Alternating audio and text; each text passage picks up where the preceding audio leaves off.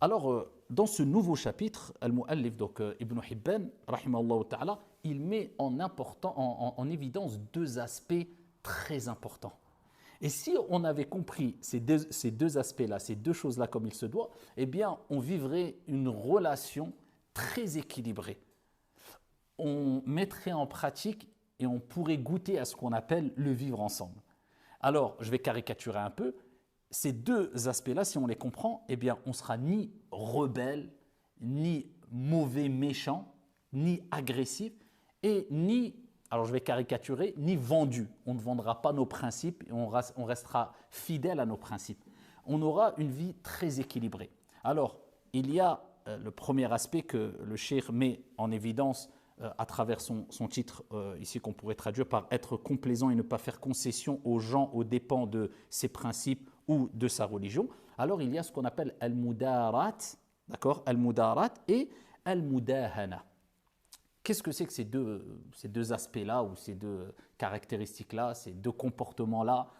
Al-mudarat, c'est le fait, et c'est demandé en islam, de parler, d'échanger avec les gens, de se comporter avec bienveillance, avec complaisance, avec douceur, avec sagesse, avec tolérance. Et quelque part, quelquefois, fermer les yeux. Agir avec at-taraful. Puisque de toute manière, si tu ne fermes pas les yeux quant aux défauts que les gens peuvent avoir, eh bien tu resteras seul. Et même toi, tu ne te supporteras pas puisque toi-même, tu es rempli de défauts. Donc, c'est-à-dire que tu vas passer, d'accord, outre, tu vas ne pas prêter attention à certaines choses. Pourquoi? Parce que le principal, c'est de garder, de préserver une bonne relation, le bon vivre ensemble. Et cela demande beaucoup de sagesse, beaucoup de patience, beaucoup de bienveillance, beaucoup de tolérance. Et ça, c'est demandé en islam. Et la deuxième chose qui est néfaste, par contre, c'est ce qu'on appelle al-mudahana. Al-mudahana, eh bien, c'est le fait de